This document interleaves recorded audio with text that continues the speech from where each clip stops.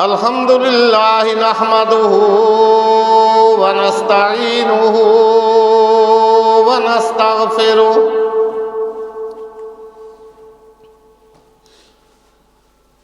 ونؤمن به ونتوكل عليه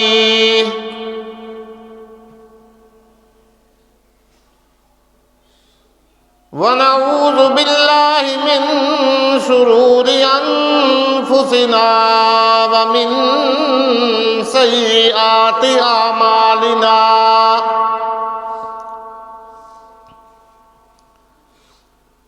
من يهده الله فلا مضل له ومن يضلله فلا هادي له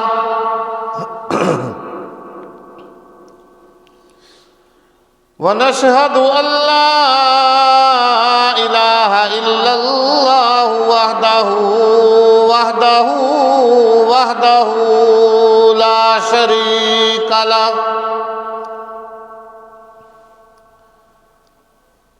وحده لا شريك له ولا ضد له ولا ند له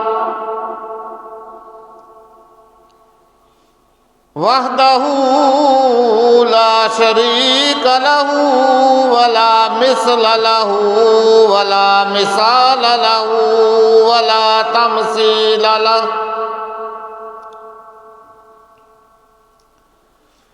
ونشهد أن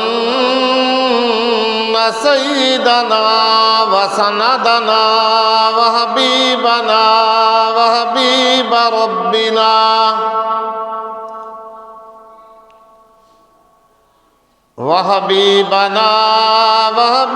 ربنا وطبيبنا وطبيب قلوبنا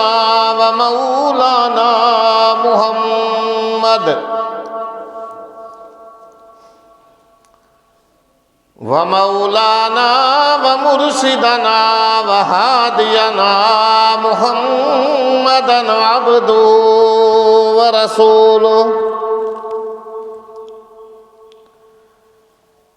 أرسله الله إلى كافة للناس بشيرا ونذيرا وداعيا إلى الله بإذنه وسراجا منيرا يا أيها النبي إنا أرسلناك شاهدا ومبشرا ونذيرا أما بعد فأعوذ بالله السميع العليم من الشيطان الرجيم بسم الله الرحمن الرحيم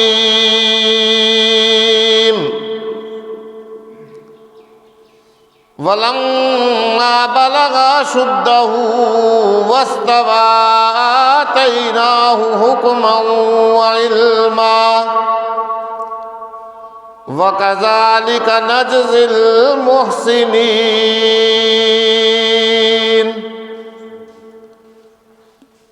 صدق الله مولانا العظيم وبلغنا رسوله النبي الكريم ونحن على ذلك من الشاهدين والشاكرين والحمد لله رب العالمين ربنا تقبل منا إنك أنت السميع العليم وتب علينا إنك أنت التواب الرحيم درود شریف پڑھنا اللهم صل على محمد وعلى آل محمد كما صليت على إبراهيم وعلى آل إبراهيم إنك حميد مجيد اللهم بارك على محمد وعلى آل محمد كما باركت على إبراهيم وعلى آل إبراهيم إنك حميد مجيد هو الحبيب الذي ترجى شفاعته لكل هول من الأهوال مقتحم يا رب صل وسلم دائما أبدا على حبيبك خير الخلق كلهم سبحانك لا علم لنا إلا ما علمتنا إنك أنت العليم الحكيم رب اشرح لي صدري ويسر لي أمري واحلل عقدة من لساني يفقه قولي اللهم رب زدني علما اللهم رب زدني علما اللهم رب زدنا علما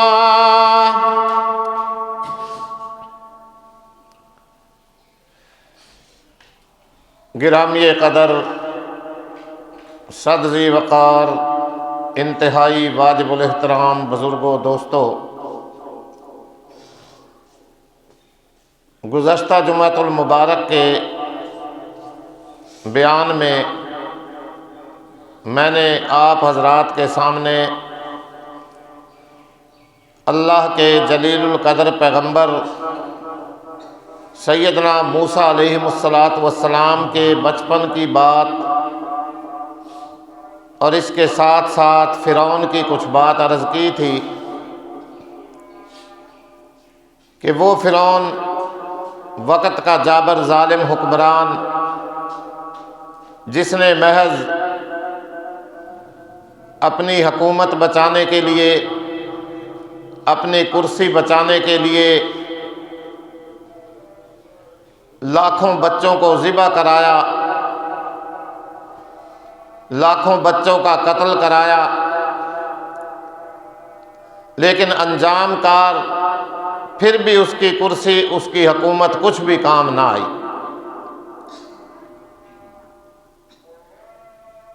اور جس وجہ سے اس نے لاکھوں بچوں کا قتل عام کرایا، اللہ رب العزت کی قدرت دیکھیے، اسی بچے موسیٰ علیہ السلام کو اللہ رب العزت نے اسی کے گھر کے اندر پالا، اسی کے گھر میں تربیت کرائی، اسی کے گھر میں پرورش کرائی۔ خرچہ فرعون کا تھا اور تربیت اور پرورش بڑی ناز و نخروں کے ساتھ سیدنا موسیٰ علیہ السلام کی ہو رہی تھی۔ بہرحال بات مختصر کہ موسیٰ علیہ السلام کی ماں کے حوالے اللہ نے اپنی قدرت سے وہ بچہ واپس کرایا، ماں کے حوالے کرایا۔ فرعون کی بیوی آسیہ نے ماں کے حوالے کیا، خرچہ مقرر کیا۔ اب سیدنا موسیٰ علیہ السلام کی ماں نے اپنے بیٹے کی پرورش، تربیت اور یہ شروع کی۔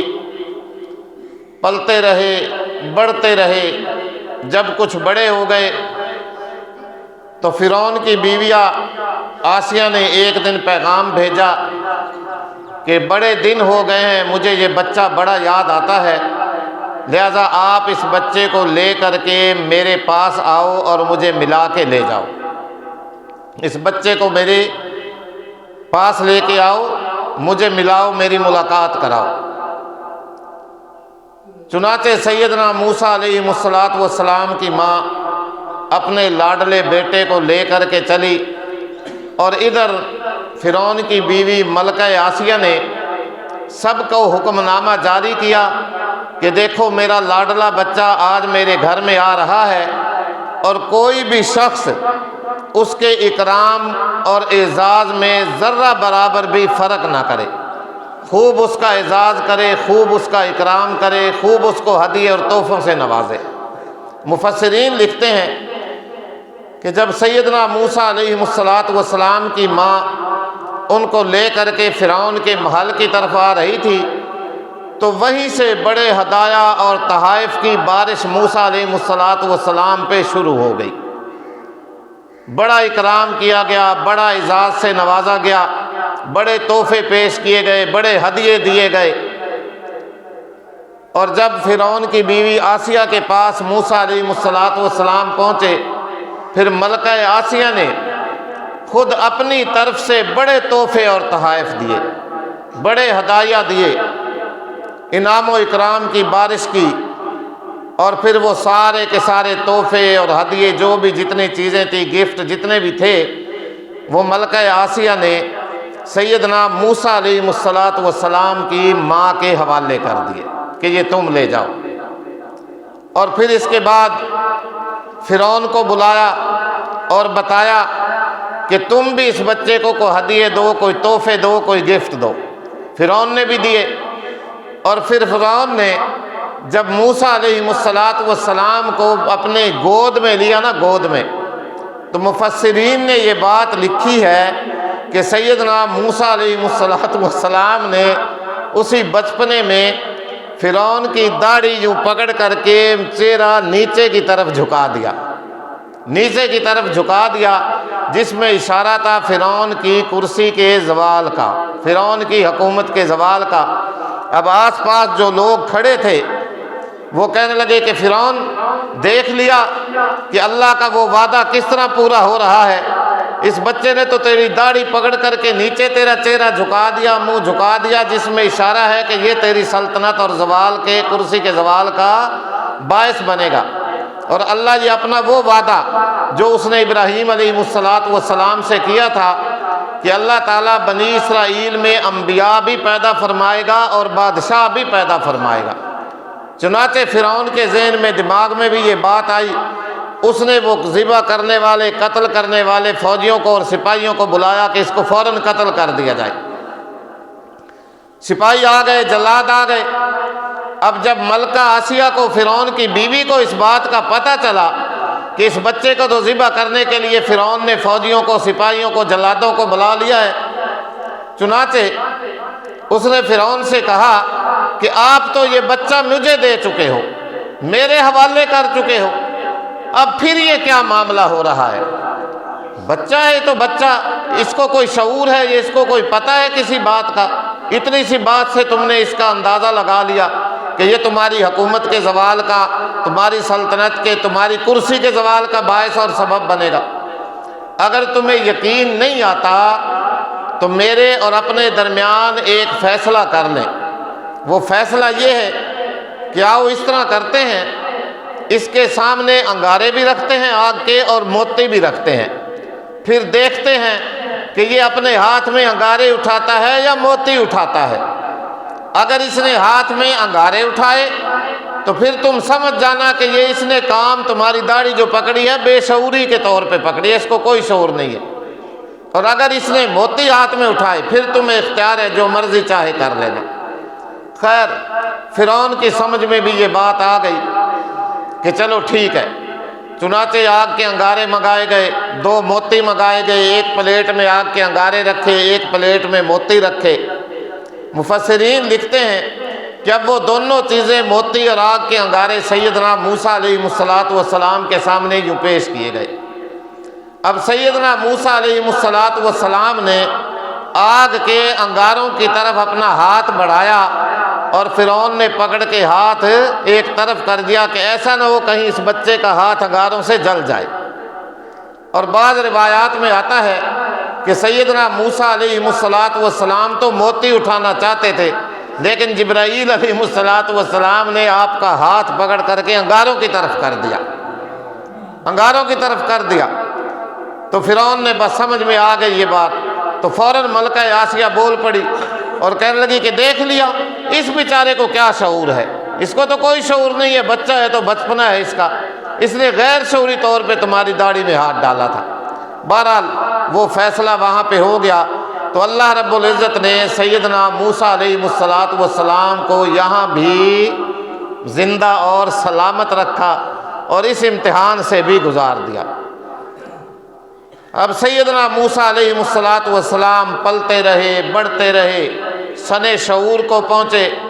جوانی کو پہنچے، اور یہ سن شعور کا جو زمانہ ہوتا ہے یہ تقریباً 30 32 33 سال کا جو زمانہ ہوتا ہے نا، 33 سال کے قریب کا، اس کو کہا جاتا ہے سن شعور، شعور کی عمر۔ اور پھر آگے 40 سال کے بعد تو انسان کی واپسی شروع ہو جاتی ہے، بڑھاپے میں قدم رکھ لیتا ہے آدمی 40 سال کے بعد۔ وہ فوقیت کا زمانہ اسے کہا جاتا ہے جب عمر 40 سال ہوتی ہے، اور جب یہ 32 33 سال کی عمر یہ ہوتا ہے سن شعور، جوانی کا زمانہ۔ اللہ کا قرآن فرماتا ہے وَلَمَّا بَلَغَ أَشُدَّهُ، جب سیدنا موسیٰ علیہ السلام اپنی جوانی کے زمانے کو پہنچے، ان کے اعضاء قوا اور مضبوط ہو گئے، جسم کچھ مضبوط ہو گیا۔ وَاسْتَوَىٰ آتَيْنَاهُ حُكْمًا وَعِلْمًا، اور سیدنا موسیٰ علیہ السلام سنبھل گئے، شعور کے زمانے کو پہنچ گئے، تو ہم نے نبوت دینے سے پہلے ہی، رسالت دینے سے پہلے ہی اس جوانی کے زمانے میں سیدنا موسیٰ علیہ السلام کو عقل سلیم اور فہم سلیم اسی وقت عطا فرما دی، اسی وقت حکمت اور علم عطا فرمایا۔ وَكَذَلِكَ نَجْزِي الْمُحْسِنِينَ، اللہ فرماتا ہے کہ ہم اسی طرح احسان کرنے والوں کو، نیکی کرنے والوں کو بدلہ دیا کرتے ہیں۔ وَدَخَلَ الْمَدِينَةَ عَلَىٰ حِينِ غَفْلَةٍ مِّنْ أَهْلِهَا، ایک دن اس طرح ہوا کہ سیدنا موسیٰ علیہ السلام کہیں سے پھر آ کر کے شہر مصر کے اندر، مصر جو فرعون کا مسکن تھا، جہاں فرعون کا محل تھا، جو اس کا شہر تھا، اور جہاں موسیٰ علیہ السلام نے بھی پرورش پائی تھی اور تربیت پائی تھی، کہیں باہر گئے پھرنے کے لیے یا وہاں سے کہیں چلے گئے تھے، ایک دن پھرتے پھراتے شہر مصر کے اندر آئے، جب سارے لوگ دوپہر کی نیند میں آرام کر رہے تھے، آرام کے اندر تھے، بے خبر سوئے ہوئے تھے۔ کچھ مفسرین نے رات کا وقت لکھا ہے، لیکن زیادہ مفسرین نے کیا لکھا ہے، زیادہ روایات میں کیا آتا ہے کہ دوپہر کا قیلولہ کر رہے تھے۔ یہ اللہ ہمیں بھی قیلولہ کرنے کی توفیق عطا فرمائے۔ یہ آپ صلی اللہ علیہ وآلہ وسلم کی بھی سنت مبارکہ ہے، دوپہر کے وقت تھوڑا سا آرام کرنا، اور اس کے بڑے فوائد حدیث کے اندر آئے ہیں۔ دوپہر کو جو آدمی قیلولہ کر لینا، صبح اس کو بڑی آسانی سے نیند سے بیدار ہو جاتا ہے، وہ آدمی جاگ آ جاتی ہے اسے، اس دوپہر کا قیلولہ کرنے کی وجہ سے۔ اور بھی کئی اس کے فوائد ہیں، بہت سارے۔ اللہ ہمیں اس بات پہ عمل کی توفیق عطا فرمائے۔ یہ اللہ کے نبی صلی اللہ علیہ وسلم کی سنت مبارکہ ہے کہ دوپہر کے وقت تھوڑا سا آرام کر لینا، سستا لینا، تھوڑی سی نیند کر لینا۔ بہرحال وہ لوگ دوپہر کا قیلولہ کر رہے تھے، سوئے ہوئے تھے، آرام کر رہے تھے، تو سیدنا موسیٰ علیہ السلام اس وقت جو ہے نا شہر مصر کے اندر تشریف لائے۔ فوجد فیہا رجلین یقتتلان، تو موسیٰ علیہ السلام نے گزرتے گزرتے ایک گلی میں ایک جگہ دیکھا کہ دو آدمی آپس میں لڑائی کر رہے تھے، دو آدمی وہاں پہ لڑ رہے تھے، لڑائی کر رہے تھے۔ ایک آدمی جو تھا وہ سیدنا موسیٰ علیہ السلام کی قوم بنی اسرائیل میں سے تھا، اور ایک آدمی فرعون کی برادری کا تھا۔ تو وہ بنی اسرائیلی اور فرعون کی برادری والا آدمی دونوں آپس میں لڑائی کر رہے تھے، جھگڑا کر رہے تھے۔ اور جس دن سے سیدنا موسیٰ علیہ السلام نے فرعون کے گھر میں پرورش پائی، تربیت پائی تھی نا، اس وقت سے فرعونیوں کو بنی اسرائیل کے لوگوں پہ اتنا ظلم و جبر کرنے کی جرت نہیں رہی تھی کہ یہ آدمی بنی اسرائیل کا ہے اور بادشاہ وقت کے گھر میں پرورش پا رہا ہے، وہاں ہی رہتا ہے، لہذا وہ کچھ نہ کچھ ان کے ظلم و زیادتیوں کے اندر کمی آ گئی تھی۔ چنانچہ جب اس آدمی نے جو سیدنا موسیٰ علیہ السلام کی قوم بنی اسرائیل میں سے تھا، اس نے دیکھا کہ یہ تو وہی شخص ہے جو ہماری قوم کا بھی ہے اور رہتا بھی بادشاہ وقت کے پاس ہے۔ لہذا اس نے موسیٰ علیہ السلام کو پکارا اور آواز دی، فَاسْتَغَاثَهُ الَّذِي مِن شِيَّتِهِ عَلَى الَّذِي مِنْ عَدُوِّهِ۔ بنی اسرائیل کے آدمی نے سیدنا موسیٰ علیہ السلام سے فریاد کی، استغاثہ کیا، مدد چاہی کہ اے موسیٰ یہ شخص میرے اوپر ظلم کر رہا ہے، مجھ سے زیادتی کر رہا ہے، مجھے مارنا چاہتا ہے۔ تو سیدنا موسیٰ علیہ السلام نے اس کی آواز سنی، ان دونوں کے پاس تشریف لے گئے۔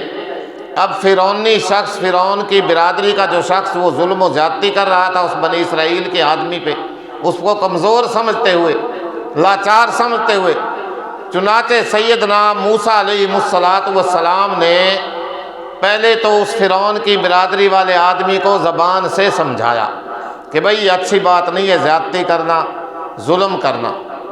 اور یہی بات حدیث پاک میں قیامت تک آنے والے انسان کو اللہ کے نبی صلی اللہ علیہ وآلہ وسلم نے سمجھائی ہے کہ جب تم میں سے کوئی شخص کسی سے زیادتی ہوتی ہوئی دیکھے، ظلم ہوتا ہوا دیکھے، کوئی گناہ کا کام، بدماشی کا کام، فحاشی کا کام دیکھے، اسے چاہیے کہ پہلے تو وہ اسے زبان سے روکنے کی کوشش کرے، زبان سے اسے روکے، اور اگر زبان سے روکنے کی، ہاتھ سے روکنے کی پہلے طاقت اس کو روکے، اگر اس کی طاقت نہیں رکھتا زبان سے روکے، اور اگر زبان سے روکنے کی بھی اس میں ہمت نہیں ہے، پھر ایمان کا آخری اور تیسرا درجہ یہ ہے کہ دل میں اس سے برائی کا اور نفرت کا اظہار کرے۔ 3 طریقے اسلام نے ہمیں سکھائی ہیں برائی کو روکنے کے۔ سب سے پہلے ہاتھ سے روکے، اگر اس میں طاقت ہو ہاتھ سے روکے، بازو سے روکے، اگر یہ طاقت نہیں ہے تو زبان سے اسے سمجھائے کہ بھئی تم یہ غلط کر رہے ہو بالکل۔ اگر زبان سے روکنے کی بھی طاقت نہیں ہے تو تیسرا اور آخری درجہ پھر ایمان کا کیا ہے کہ دل میں اس سے نفرت کا اظہار کرے۔ اللہ ہمیں اس بات پہ عمل کی توفیق عطا فرمائے۔ آج شاید ہمارے معاشرے میں برائی اسی لیے زیادہ ہے کہ جہاں کوئی ظلم ہوتا ہے، گناہ کا کام ہوتا ہے، فحاشی کا کام ہو رہا ہوتا ہے، میں جھٹ سے کہہ دیتا ہوں سن کیڑی ضرورت ہے یار، وہ جانے وہ کم جانے آپ سن کیڑی ضرورت ہے، ہنجے پنگا لے وہاں سماج کے وچ۔ ہماری حالت یہ ہوتی ہے، اسی لیے آج معاشرے میں برائی جنم لے رہی ہے، روزانہ بدماشی عام ہے، فحاشی عام ہے، کوئی جرت ہی نہیں کرتا، جسارت ہی نہیں کرتا کسی کو روکنے کی یا سمجھانے کی۔ اور کم از کم آخری درجہ جو ایمان کا ہے کہ دل سے نفرت کرے اس آدمی سے، دل میں تو نفرت رکھے کم از کم، لیکن میرا تو پھر اسی طرح اس کے پتہ بھی مجھے ہوتا ہے کہ یہ آدمی زیادتی پہ ہے، اس کے ساتھ میں بیٹھ بھی رہا ہوں، اٹھ بھی رہا ہوں، اس کی خوشی غمی میں شریک بھی ہوتا ہوں، میرا ملاپ بھی ہے، میل جول بھی ہے اسی کے ساتھ، سارا کچھ میں اسی طرح کرتا ہوں۔ کیوں بھائی کل وہ میرے ساتھ نہیں کر سکتا آگے؟ کسی کے پاس کیا شورتی ہے اس بات کی؟ کیا گارنٹی ہے کہ وہ مجھے کچھ نہیں کہے گا؟ نہیں، اکیلے کو تو ہر آدمی اچک لیتا ہے۔ اگر سب مل جل کے آج ہی اسے اس کی برائی سے، اس کی ظلم و زیادتی سے روک دیں تو اچھی طرح وہ باز آ جائے گا۔ یہی بات اللہ کے نبی صلی اللہ علیہ وآلہ وسلم نے ایک حدیث میں بیان فرمائی کہ اپنے بھائی کی مدد کرو، خواہ وہ ظالم ہو یا مظلوم ہو۔ صحابہ رضی اللہ تعالیٰ عنہم نے عرض کیا یا رسول اللہ، مظلوم کی مدد کرنے کی بات تو ہمیں سمجھ میں آ رہی ہے، لیکن ظالم کی مدد کس طرح کرے؟ وہ تو ظالم ہے، اس کی کیا مدد؟ اللہ کے نبی صلی اللہ علیہ وآلہ وسلم نے فرمایا ظالم کو اس کے ظلم سے روک دو، یہ اس کی مدد کرنا ہے، یہ اس کی مدد کرنا ہے، اس کو ظلم سے روکو۔ یہ ساری باتیں آج ہمارے معاشرے میں عام ہے، بے شک آپ تجربہ کر لینا ان چیزوں کا۔ 2 آدمیوں کا جھگڑا ہوتا ہے، ایک واقعی ان میں ظالم ہے، ایک مظلوم ہے، جس بیچارے کے پاس پہلے ہی ظلم ہو رہا ہوتا ہے جس کے ساتھ، جب میں جاتا ہوں میں دیکھتا ہوں، میں اسی مظلوم کو کہتا ہوں پھر بھی، اور یار تو شریف بننا، تو آرام دے، چلو تو شریف آدمی ہے، تو آرام دیتا ہے، یہ جو ہی ہو جائے، چلو جی خدا کا خوف کریں، خدا را خیال کریں اس بات کا وہ بیچارہ تو پہلے ہی ظلم کی چکی میں پس رہا ہے، اور پھر میں جا کر کے میں ظالم کا ساتھ دیتا ہوں اور مظلوم کو کہتا ہوں تم خاموش ہو جاؤ بھائی۔ بہرحال بات لمبی ہو جائے گی۔ تو اس نے فریاد کی، سیدنا موسیٰ علیہ السلام تشریف لے گئے اور جا کر کے اس فرعونی شخص کو، فرعون کی برادری والے ظالم کو سمجھایا، اور اب بھی جب وہ باز نہ آیا، اللہ کا قرآن فرماتا ہے فَوَقَذَهُ مُوسَىٰ فَقَضَىٰ عَلَيْهِ، سیدنا موسیٰ علیہ السلام نے جب وہ سمجھانے کے باوجود باز نہ آیا تو سیدنا موسیٰ علیہ السلام نے ایک مکہ اس کو رسید کیا، مکہ مارا۔ اللہ اکبر، فَوَقَذَهُ مُوسَىٰ فَقَضَىٰ عَلَيْهِ۔ اب ایمان سے بتاؤ کہ سیدنا موسیٰ علیہ السلام کو اس بات کا پتہ تھا کہ میرے مکہ مارنے سے یہ آدمی تو مر جائے گا یا ختم ہو جائے گا؟ نہیں، کوئی پتہ نہیں۔ مکہ مارا، جوانی کا مکہ، جوانی کی جان، فَقَضَىٰ عَلَيْهِ۔ اب وہ مکہ لگنے سے وہ آدمی جو تھا فرعون کی برادری والا، وہ مر گیا، فوت ہو گیا۔ سیدنا موسیٰ علیہ السلام اس بات پہ بڑے پشیمان ہوئے، بڑے نادم ہوئے کہ او ہو، یہ تو میرے مکہ مارنے سے جان سے ہی چلا گیا، میرا تو یہ ارادہ ہی نہیں تھا اس کو مارنے کا یا قتل کرنے کا۔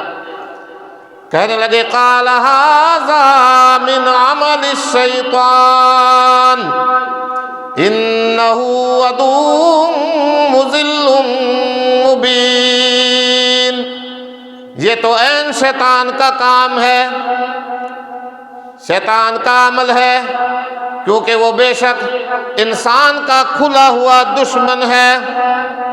قال رب انی ظلمت نفسی فاغفر لی، نادم ہوئے، پشیمان ہوئے، شرمندہ ہوئے کہ او ہو، یہ کیا معاملہ ہو گیا، کیا کام مجھ سے سرزد ہو گیا۔ فوراً رب ذوالجلال کے سامنے عرض کی رب انی ظلمت نفسی فاغفر لی، اے میرے رب، اے میرے پروردگار، اے میرے پالنہار، اے مجھے معاف کرنے والے میرے اللہ۔ بولو کس کو پکارا موسیٰ علیہ السلام نے؟ قرآن کے الفاظ، 20واں سپارہ سورۃ القصص اور اس کا دوسرا رکوع پڑھ کر کے دیکھنا۔ عرض کی رب انی ظلمت نفسی فاغفر لی، اے میرے رب، بے شک میں نے تو اپنی جان پہ بہت بڑا ظلم کر لیا، یا اللہ مجھے معاف فرما دے، فاغفر لی۔ اللہ ہمیں بھی بھئی معافی مانگنے کی توفیق عطا فرمائے، بخشش مانگنے کی توفیق عطا فرمائے۔ انسان کا خاصہ ہے، انسان خطا کار ہے، خطا کا پتلا ہے، گناہ گار ہے، لیکن بہترین گناہ گار اللہ کے نبی نے فرمایا کون ہوتا ہے کہ جب اس سے کوئی غلطی ہو جائے، کوئی قصور ہو جائے، کوئی گناہ ہو جائے، کوئی جرم سرزد ہو جائے، فوراً ہی اپنے اللہ سے معافی مانگ لے، فوراً ہی اللہ کے سامنے سجدہ ریز ہو جائے، فوراً ہی اپنے رب کے سامنے جھک جائے اور اس سے گناہوں کی معافی مانگے کہ یا اللہ مجھ سے ندامت کرے، آنسو بہائے، شرمندگی اختیار کرے کہ یا اللہ مجھ سے گناہ ہو گیا ہے اور تو میرے اوپر مجھے معاف کرنے والا ہے۔ بڑا خوش ہوتا ہے اللہ اپنے گناہ گار بندے کے توبہ کرنے سے۔ جب کوئی بھی گناہ گار بندہ اس کے دربار میں آ کے جھکتا ہے، اس سے معافی مانگتا ہے، اللہ کی ذات اس وقت انتہائی خوش ہوتی ہے۔ اور جو نہ مانگے، گناہوں پہ ڈٹا رہے، رات دن گناہ کرتا رہے، میں تو جی بڑا وڈا گناہ گار ہاں، کتھوں میں معافی ہو سکتی ہے؟ نہیں بھائی، اللہ کی ذات ایسے شخص سے ناراض ہوتی ہے۔ تم کو شکوہ ہے ہمارا مدعا ملتا نہیں، دینے والے کا گلہ یہ ہے گدا ملتا نہیں۔ تم تو کہتے ہو مجھے میرے گناہوں کی معافی نہیں ملتی، میرے گناہ کب معاف ہو سکتے ہیں، میرے جرم کب معاف ہو سکتے ہیں، میں نے تو رات دن گناہ کیے۔ لیکن اللہ فرماتا ہے تم کو شکوہ ہے ہمارا مدعا ملتا نہیں، دینے والے کا گلہ یہ ہے گدا ملتا نہیں۔ اللہ فرماتا ہے مجھے تو کوئی مانگنے والا نظر ہی نہیں آتا، کوئی فقیر نظر ہی نہیں آتا، کوئی ہاتھ مانگنے والے میری طرف اٹھتے ہوئے مجھے نظر ہی نہیں آتے۔ سچی توبہ کریں بھائی، اللہ سے سچی اور پکی توبہ کر کے سویا کریں رات کو۔ پتہ نہیں مجھے صبح سونے کے بعد اٹھنا نصیب ہوگا یا کہ نہیں ہوگا۔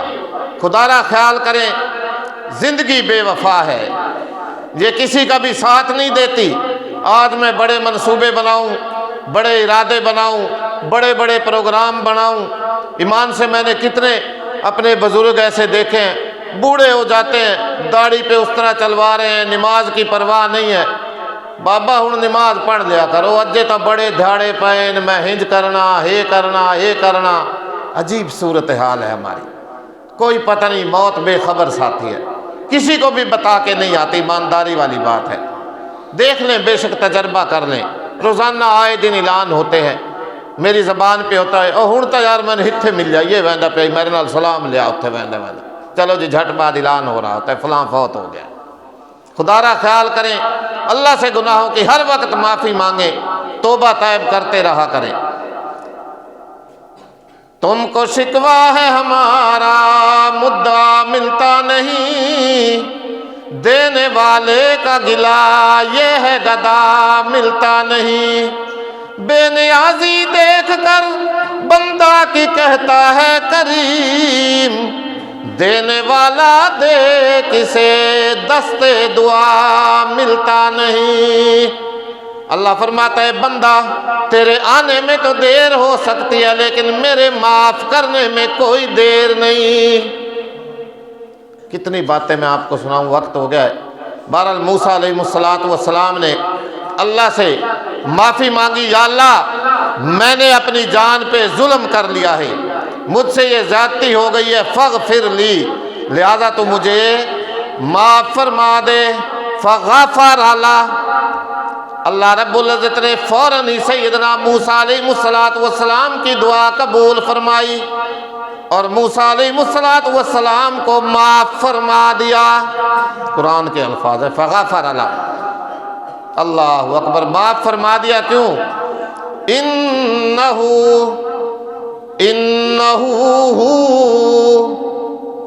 اللہ اکبر، بے شک وہی ہے، بولو کون ہے؟ وہی ہے۔ گناہ معاف کرنے والا کون؟ مشکل کشا کون؟ حاجت روا کون؟ منت منوتی نیاز کے لائق کون؟ سجدہ کے لائق کون؟ سب کی سننے والا کون؟ اور معاف کرنے والا کون؟ اللہ۔ بس یہ عقیدہ اپنا پختہ بنائے۔ انہو 2 دفعہ ہو آ گیا ہے، جیسے باؤ صاحب کے کلام میں آتا ہے نا ہو، وہی قرآن نے 2 دفعہ تاکید کے ساتھ انہو هو الغفور الرحیم، بے شک وہی ہے معاف کرنے والا اور رحم کرنے والا۔ جو کچھ سنا، جو سنایا، اللہ ہمیں اس کو عمل کی توفیق عطا فرمائے۔ یہاں سے آئندہ جمعہ پہ انشاءاللہ پھر آگے چلیں گے۔ وآخر دعوانا الحمدللہ رب العالمین۔